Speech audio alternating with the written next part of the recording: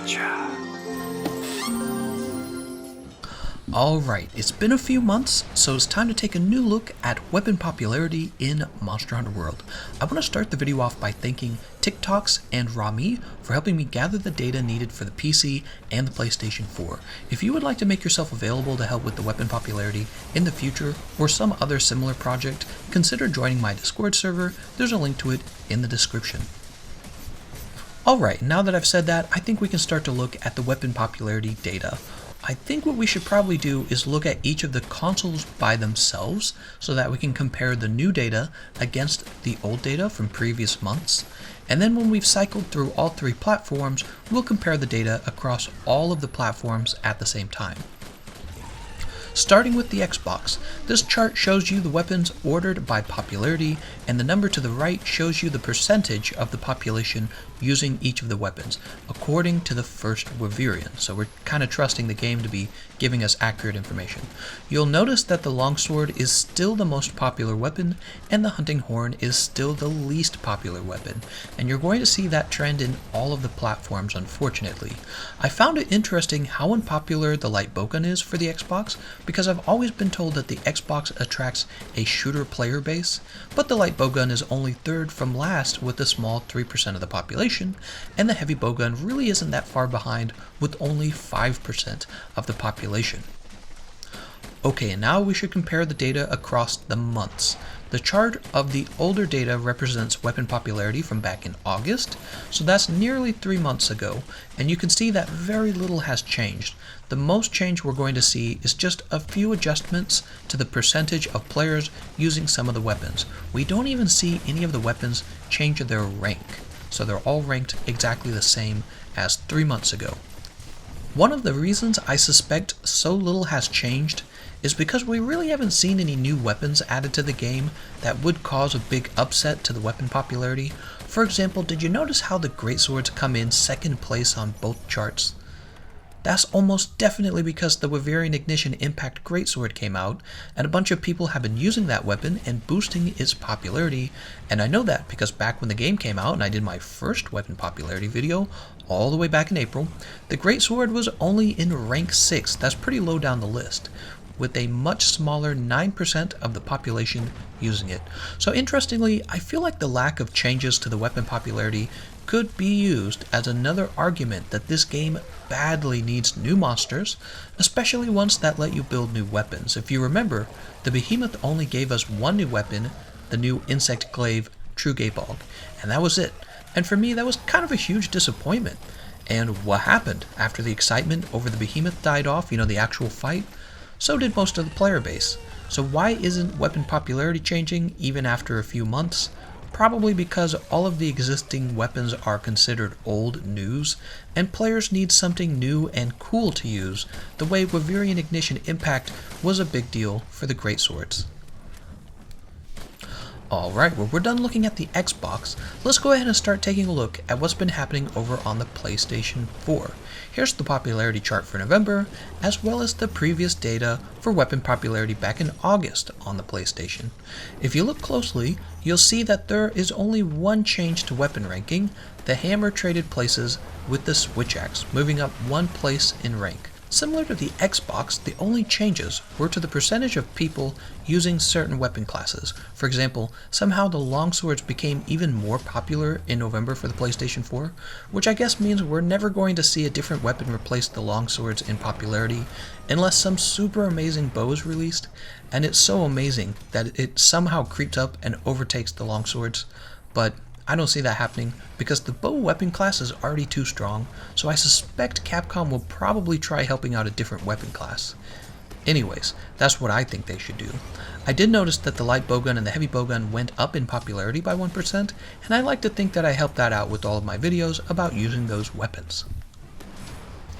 Alright, and finally we have to take a look at probably the most active platform, the PC, since that game is still receiving fresh DLC and new monsters, so even though there's been less time between when I last checked weapon popularity for the PC, we should see larger changes in weapon usage than we did on the consoles.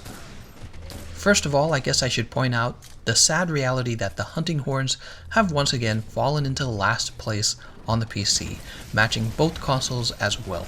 Capcom should see the huge discrepancy between the hunting horns and the longswords as a clear indicator that the hunting horns deserve some kind of improvement. In fact, when we talk about weapon balance changes, one of the most common measurements used by developers is the weapon usage, which is admittedly often a topic of debate amongst hardcore players who suggest a weapon can be both unpopular and deserving of a nerf rather than a buff. It makes you wonder if the point of balance is to increase usage, or if it's to create the most balanced game. In our case, in Monster Hunter World, there isn't really a true PvP scene, since at most you're going to see people speedrunning trying to beat each other's times, which to me says that there is even more of an incentive to go in and make the least popular weapons more fun, because most players don't care entirely about weapon balance as much as they care about enjoying the weapon that they're using.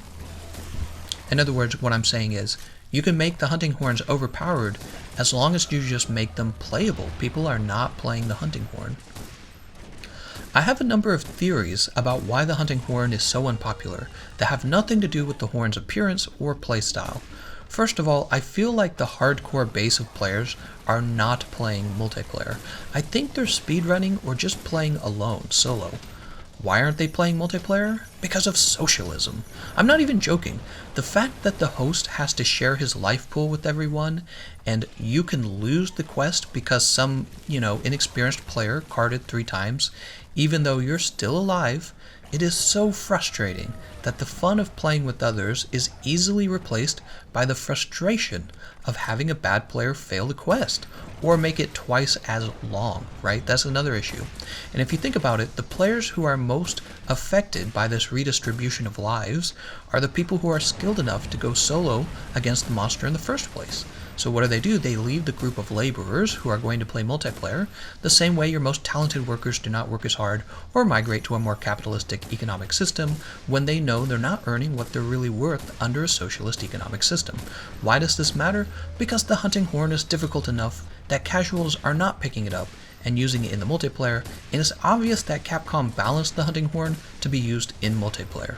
So Capcom should either rebalance the horns to be a competitive speedrunning weapon against all of the other weapon classes, which is probably the only balancing in the game that matters, or Capcom should fix the underwhelming multiplayer experience so that skilled players have a real incentive for coming back and playing endgame content with other hunters, especially unskilled hunters.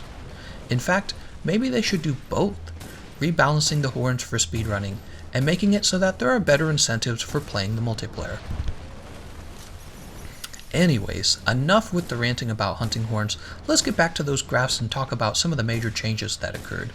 Notice that, once again, the Greatsword weapon class received the Wyverian Ignition impact, and then the weapon usage for the Greatswords was greatly boosted upward, just like we saw on the consoles. This shows you that players will choose a weapon class based on a single weapon in that class. Of course, I already mentioned the swap between Lance and Hunting Horn for last place, with Hunting Horn being once again the least popular weapon.